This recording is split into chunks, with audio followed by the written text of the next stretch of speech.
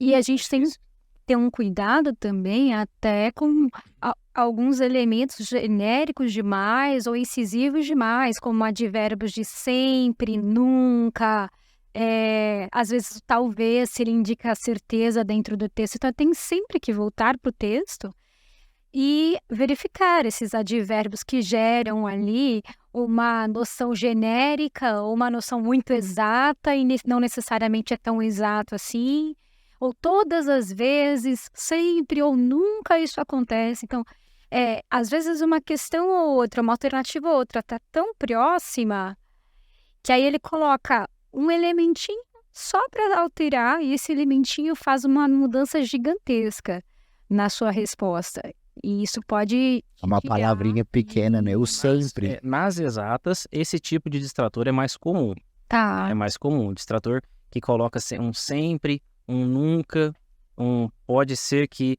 Aí, esse tipo de distrator nós temos nas exatas também. Uhum. Mas distrator de questão, resposta correta, só que não responde, é mais raro pra gente. Uhum. Pra nós é mais comum, assim, pequenas nuances que você tem. Itens, né? Em linguagens também é comum você trazer um gênero textual, porque é uma área extremamente cobrada ali.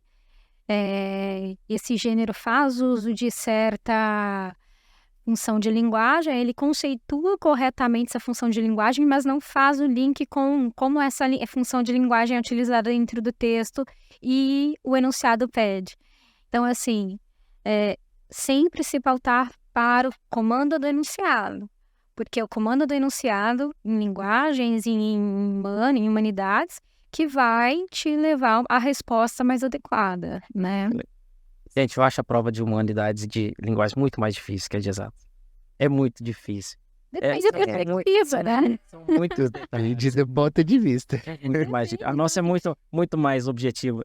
Então, depende também, né? Porque língua portuguesa é objetiva, tá?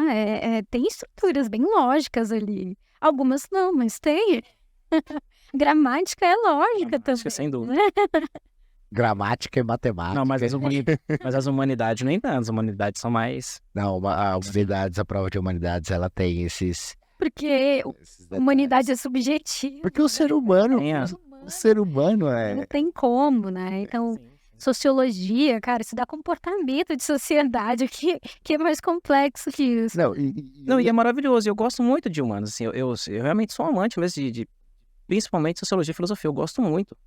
E só que eu acho difícil. Eu acho principalmente as provas. Eu gosto do conceito muito, mas fazer uma prova tem que treinar. Não, tem sim. E principalmente, né, que a gente fala assim, na Humanas dá para fazer essa brincadeira de pegar um tema e misturar tudo. Você pega, por exemplo, o seguinte, cidadania. Uhum. Cidadania e cultura. Cidadania. Então você pode discutir, como você pode discutir cidadania? Você pode discutir cidadania dando lá um tema de ditadura militar, né? E redemocratização do país, você está entrando em história, você pode entrar em geografia, falando da questão de desigualdade, Sim. Você pode entrar em própria sociologia, a própria definição de cidadania, o que é cidadania, você pode entrar no campo da filosofia, então dá para fazer uma brincadeira gigantesca. Mesma coisa, igual democracia, que é um tema que eu aposto muito que vai aparecer na prova de 2023, né? Então você pode trazer desde a democracia, o surgimento da democracia na Grécia Antiga, o exercício da democracia na contemporaneidade, né? As rupturas democráticas que nós tivemos, ou discutir a questão, a democracia com uma imensa desigualdade social. Então, dá para fazer conversa, né? Conversa. Então, e aí você precisa ter essas sutilezas. Por isso que eu falo, a pergunta do Enem, né? Ele vai ele que te direciona na hora que você senta. Eu vou fazer uma questão. Então, atenção ao que ele está perguntando. Pode ter aquele texto, você vai estar lá, né? você vai ter feito a prova de linguagens, você vai ter feito a tua redação, você vai estar com 3 horas e meia de prova, você já vai estar cansado. Então, é o horário que é legal você levantar, vai ao banheiro, joga uma água no rosto, come um chocolate, né? E volta para ter esse foco, ter esse cuidado. Uma estratégia que aí eu falo, particularmente, eu usava, era o seguinte, lê a pergunta antes de ler o texto, lê o Direto enunciadinho, lê o enunciado, aí você lê o texto Se e vai ele para as pedir referência, né? alternativas. Então, assim, porque você já lê direcionado o que ele quer. Então, eu acho que é uma estratégia, mas a gente vai fazer um outro episódio para discutir as Sim. estratégias de prova, de estudo. Esse seria bom, uma excelente ideia de episódio aí. Várias possibilidades. Nossa, excelente. Ô, Titi, os distratores, então, da parte, né, de ciências da natureza e matemática, eles se relacionam a essas... Sim, são pequenos nuances. Como as questões existe uma objetividade um pouquinho maior, então, realmente, o que tem que tomar muito cuidado. Sempre, um exemplo, sempre a quantidade de cátions e ânions serão a mesma numa determinada molécula, por exemplo, na química. Não, a proporção nunca vai ser a mesma, ou ela pode ser a mesma em algumas situações. Então, se você tem um sempre ali, já é uma coisa que fala assim, não é sempre, né? Tem situações que eu vou ter 2 cátions para 1 ânion, ou 1 ânion para 2 cátions, ou até 3 e 2. Então, nunca vai ser não, mas não é comum ser. Então, assim, o nunca e o sempre Então, questões como nunca, sempre. Esses modalizadores. Exato. Isso daí a gente tem que dar muito cuidado, né? Em todas de exatas. Por quê? Porque a exata é as primeiras que nós estamos falando de ciência. Então, ciência nunca é nunca, né? Você nunca tem um nunca, né? Nunca... E nunca é sempre. E nunca é sempre, entendeu? Então, você nunca vai ter Não, um espera aí. Depois você fala que língua portuguesa e história Mas a gente estava que a gente estava conversando um pouquinho antes de começar a gravar, é justamente que você falou sobre a ciência, ela está em constante mudança, então amanhã pode ser que a Terra não vai ser plana, isso é fato, né? Então, graças a Deus. Mas pode ser que ela não seja exatamente da forma que a gente, né, desenha. Sim. Né? Pode ser que existam outras coisas. Às vezes... O buraco negro pode ser que dentro dele, sei lá, ele vá para outra dimensão, ou não. O átomo equivale a essa diferente. Exato. Então, assim, são pequenas coisas. Agora, assim, o que nós temos... Ai, que louco. De acordo com o que a gente tem de tecnologia, o que a gente sabe de ciência tá ali, né? Todo mundo sabe, todo mundo vê, né? Graças a grandes cientistas que já vieram, nós temos um conhecimento legal disso.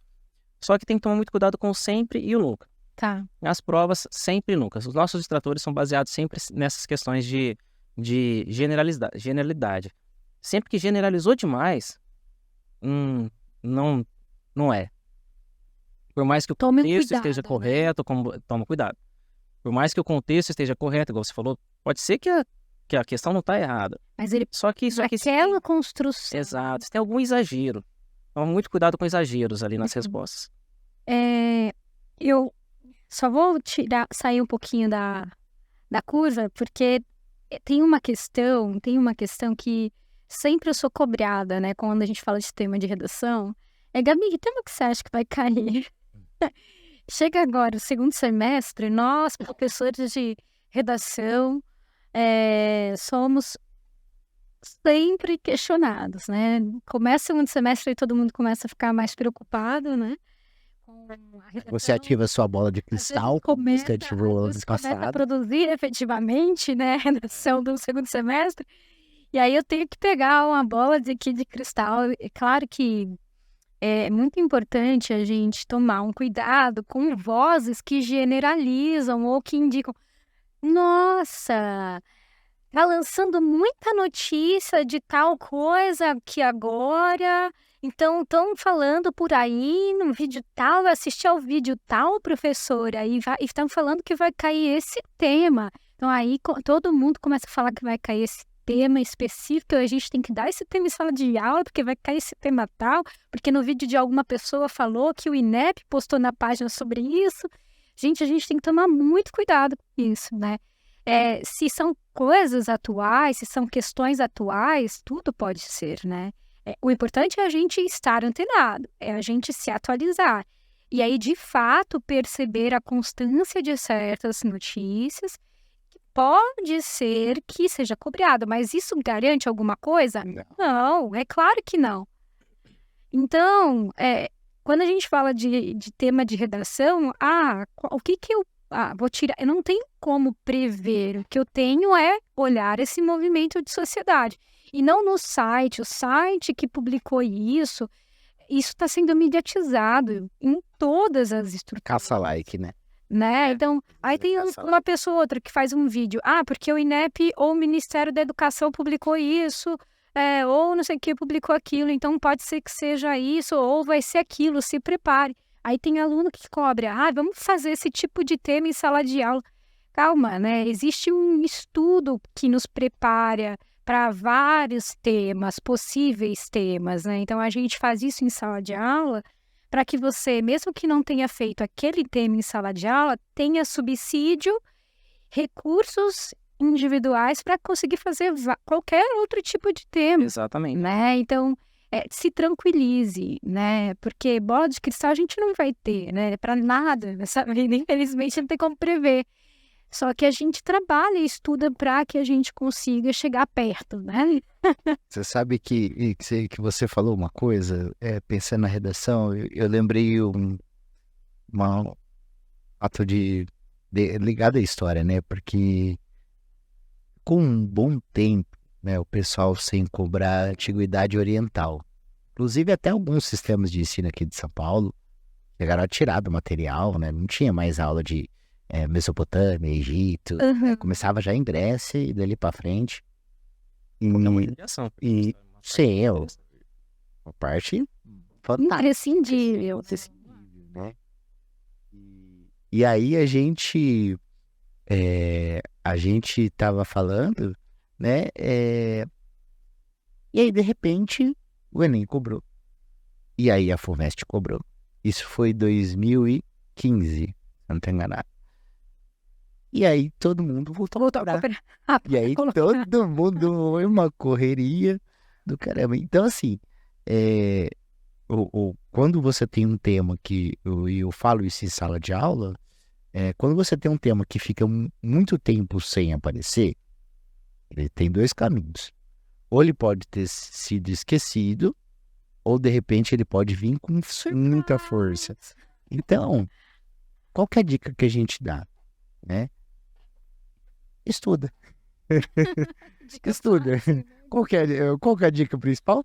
Estuda, entende? Estude, né? Porque, como a Gabi falou, assim, como vale para redação, vale também para a área de ciências humanas. Se você tiver o domínio, você vai estar pronto para fazer qualquer questão, entendeu?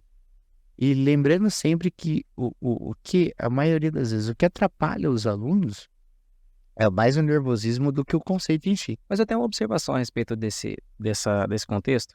Quando você tem um assunto que não cai muito, é importante também não gastar muita energia nisso, né? Sim. Então estude, eu concordo, estude, saiba o que é. A base. Mas assim, gaste energia naquilo que estatisticamente mais cai, né? Então assim, é importante só assim, só vai lá em Egito, Mesopotâmia. Um expert em revoluções inglesas, né? Por exemplo. E aí caiu uma questão de 45. Né? Não, e esquece. Fazia acho que 6 anos que não cobrava, caiu o ano passado. Então, aí esquece da Revolução Francesa, por exemplo, que é mais importante. Exato. Então, assim, você viu que eu estou sabendo. Você viu que tá não é... Tá bem entendido. Não somos só número. Agora a gente não vai... Agora eles não me peçam para citar aqui, deu um tema de química. Mas, gente, eu sabia química, regra de 3. Eu era aromático do benzeno. Passei em 2 vestibulares, tá? Para os alunos que você consegue resolver matemática, física e química só por regra de 3, é isso? Química é... Uma boa parte da química é inegável. Não. Mas é inegável, sabe por quê? Uma parte da química é... De átomo. Não, exatamente. Ok. Na hora que uma parte da química é regra de 3. Não, outra parte é física. Uma parte... Segundo o amigo, química é culinária de alta precisão. Culinária de alta precisão, melhor. Segundo amigo, é ele que falou e não quer. Verdade. É mais duro que eu gostei dessa, eu gostei. Eu adotei pra mim essa. Mas ele falava culinária de alta precisão. Não, é um fato, assim, a gente tem que focar, gastar nossa energia com aquilo que é realmente mais cobrado.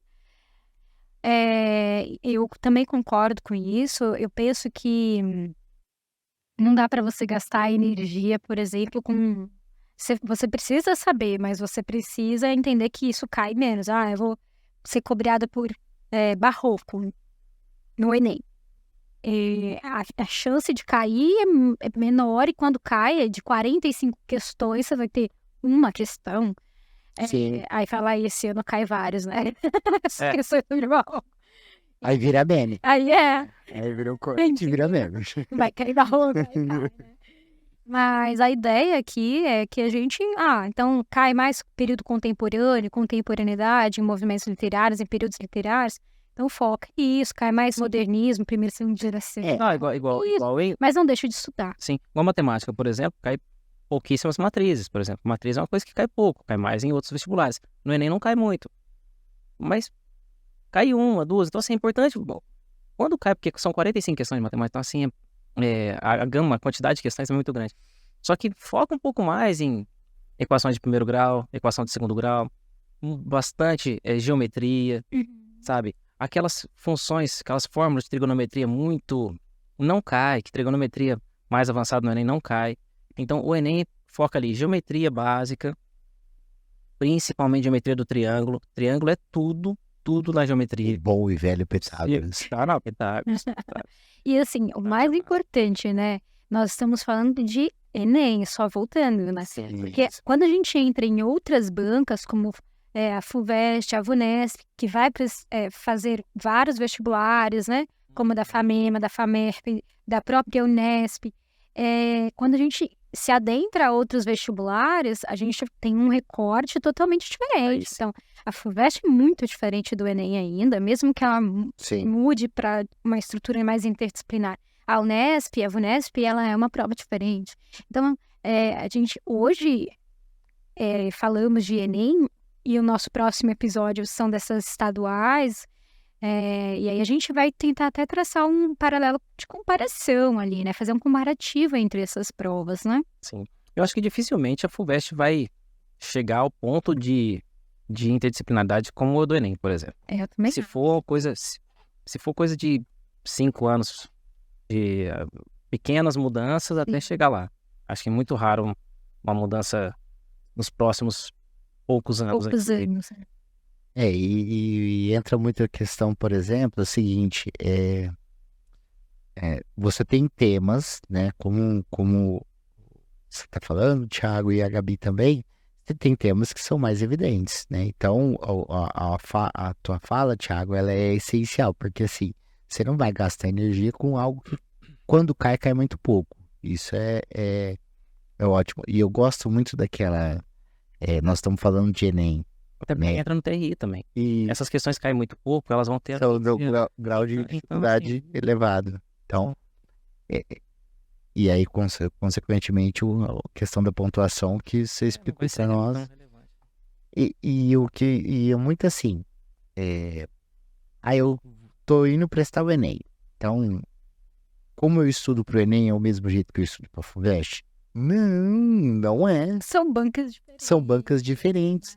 Por isso que, assim, agora as inscrições já estão adiantadas, as estaduais estão por abrir as inscrições, agora desses meses que se seguem aqui, né? Agosto e setembro são os meses das inscrições das estaduais. E aí, por isso, eu gosto muito daquela frase assim, quem não sabe... Um gole de café? Eu quero, mais um gole de café, por favor. Quem não sabe, para quem não sabe onde quer chegar, qualquer caminho serve. Sim. Então, se eu quero o Enem, se eu quero o SISU, né?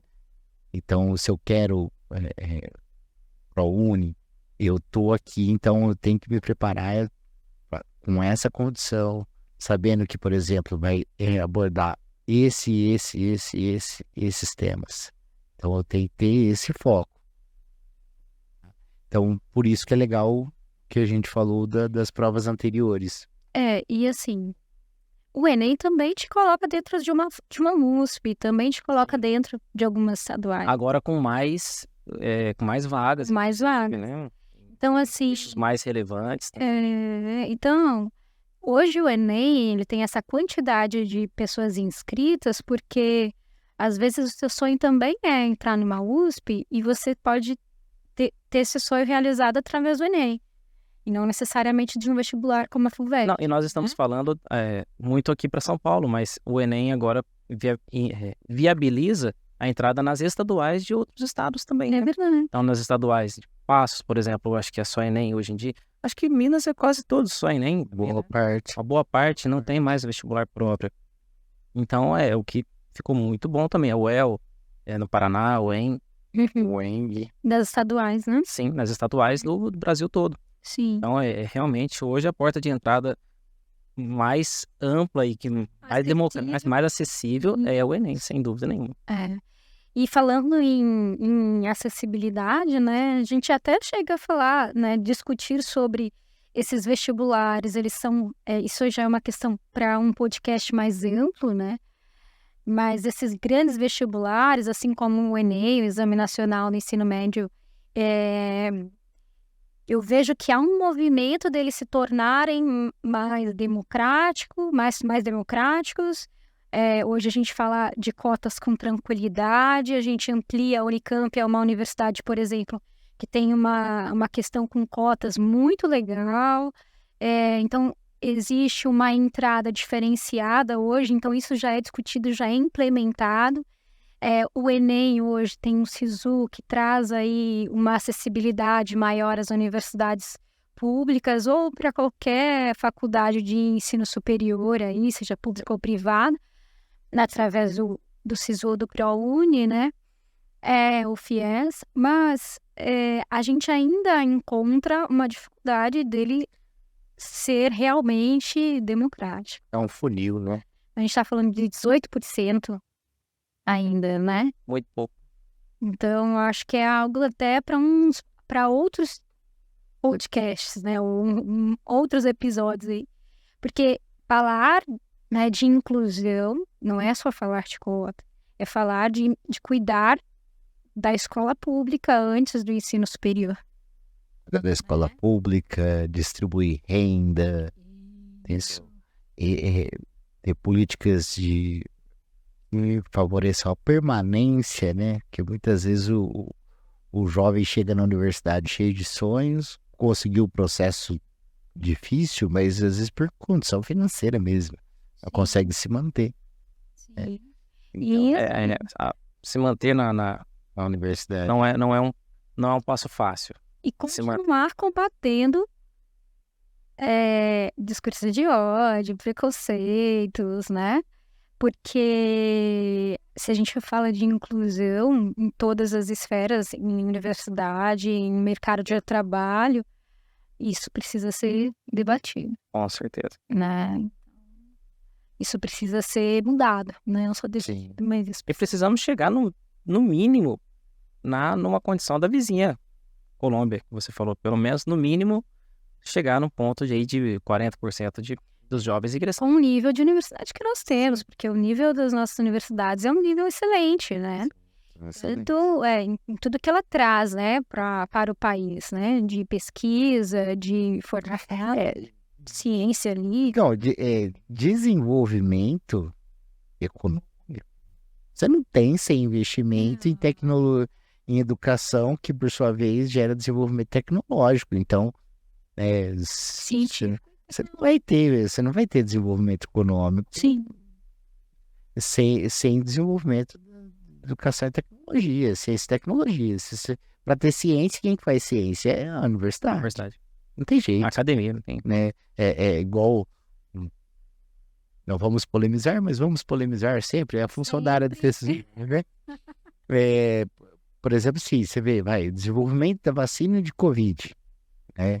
Isso, numa escala mundial, você teve, por exemplo, o governo dos Estados Unidos financiando, né, as ciências, né, a Pfizer, né, desenvolver a vacina, entendeu? Coronavac, o governo chinês financiando ali, junto com o esforço, né, científico da universidade, né, para desenvolver. Então, assim, precisa de dinheiro, precisa de investimento, precisa de educação, precisa de conhecimento. Então, não cai do céu. Então, se a gente quiser aí, um país melhor, você tem que investir em educação. Não tem... Educação é o primeiro passo. É o primeiro passo. Não é o único, mas eu falo que é o mais importante. Não é porque a gente é da área, não, mas sem educação você não chega em lugar nenhum. E os vários níveis de educação, né? Puxando um pouquinho a sardinha para minha parte, a educação profissionalizante também é algo que pode gerar com o tempo uma condição legal também para a pessoa conseguir estar na faculdade e se manter na faculdade. Você sabe que a gente, Thiago, é legal que assim, a gente teve um vácuo da educação profissionalizante no Brasil, né? Historicamente, na década de 90, porque, né, uma opção do governo de então, ele fez a opção de vamos acabar com o ensino técnico, né? E aí o que acontece? Você chegou uma hora em 2006, 2007, que o país atravancou o crescimento por não ter mão de obra qualificada. Então, olha só, então assim, como é que tá? Não só a universidade, mas os cursos profissionalizantes são fundamentais para o quê? Para você ter uma mão de obra. Você tem que ter uma engrenagem, né? A engrenagem ela tem que funcionar, é um relógio suíço, né? Você tem que ter várias engrenagens pequenas ou maiores que funcionam ao mesmo tempo. A universidade talvez seja maior, seja mais emblemática, mais imponente. Mas se você não tiver pequenas engrenagens satélites funcionando ao mesmo tempo, o sistema não vai funcionar. É isso, gente. Eu acho que nosso bate-papo, se a gente continuar, vai até amanhã. Acho que rendeu. Mas rendeu muito, né? Nosso próximo podcast vai ser para falar especificamente dos vestibulares estaduais, certo? Mais especificamente os de São Paulo, podemos talvez trazer alguma coisa de outros. Mas... Isso, principalmente Unicamp, FUVEST e Unesp, né? VUNESP. Mas a gente pode ainda falar dos outros. E, na sequência, começar a trazer questões mais polêmicas aí com o nosso queridão Dersto, né? Fazer alguns links com filosofia, sociologia, discussões de tema. Provocações. Trazer questões de química, física e matemática aqui. Muitas, mas a gente tem tanta coisa para fazer, né? Um pouco de economia, podemos ter muitas coisas. Com certeza. Nossa, foi muito legal. Espero que a galera tenha aproveitado muito. Porque se deixar a gente aqui, ó, só com um cafezinho já fica o resto do dia. Tá certo? Obrigada, pessoal. Obrigada, galera. Valeu. Até mais. Até a próxima. Até. Tchau, tchau.